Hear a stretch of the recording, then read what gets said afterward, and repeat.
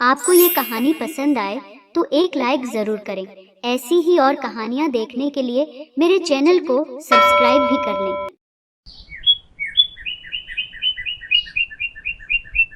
कई साल पहले केशवपुर नामक गांव में राकेश नाम का एक व्यक्ति रहता था। उसकी एक बेटी थी जिसका नाम राधिका था। राकेश बहुत ही गरीब था। वह अपना और अपनी बेटी का पालन पोषण करने के लिए लकड़ी की एक फैक्ट्री में काम करता था।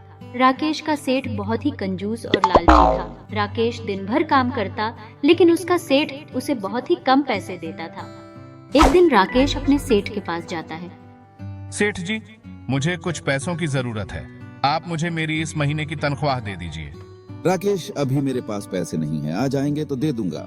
लेकिन सेठ जी, मुझे मेरे घर का राशन लाना है। घर में खाने को कुछ भी नहीं है।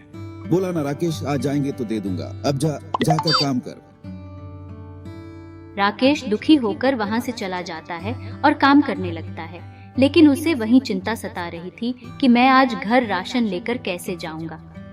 काम खत्म करके वह अपने घर आ जाता है तो राधिका अपने पापा को दुखी देखकर उनसे पूछती है, क्या हुआ पापा, आपकी तबीयत तो ठीक है ना? हाँ राधिका बेटा, मैं ठीक हूँ। पापा, मुझे आपसे कुछ बात करनी थी। हाँ बेटा, बोलो। पापा, मैं सोच रही थी कि मैं पॉपकॉर्न का ठेला लगाना शुरू कर दूं। इससे आपकी भी थोड़ी बहुत मदद हो जाएगी। ठीक है बेटा, मैं भी तेरी मदद करवा दूंगा। वैसे भी मेरा सेठ मुझे तनख्वाह ही नहीं दे रहा है। अगले दिन से राधिका ने पॉपकॉर्न का ठेला लगाना शुरू कर दिया। ए पॉपकॉर्न पॉपकॉर्न पॉपकॉर्न ले लो पॉपकॉर्न। राधिका चिल्लाते हुए पॉपकॉर्न बेचती जाती।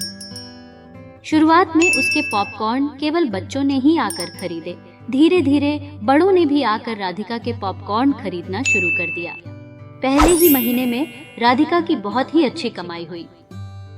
पापा, ये देखो, पहले ही महीने में हमारा कितना मुनाफा हुआ है।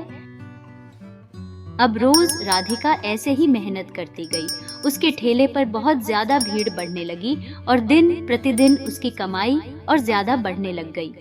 अब राकेश ने फैक्ट्री में काम करना छोड़ दिया और उसने भी अपनी बेटी के साथ पॉपकॉर्न बेचना शुरू कर दिया। इस तरह वह दोनों मेहनत करते गए और अलग अलग तरह के पॉपकॉर्न बनाकर बेचने लग गए। इस तरह अब उनका धंधा बहुत अच्छा चलने लग गया और अब दोनों का जीवन हंसी खुशी से बीत रहा था।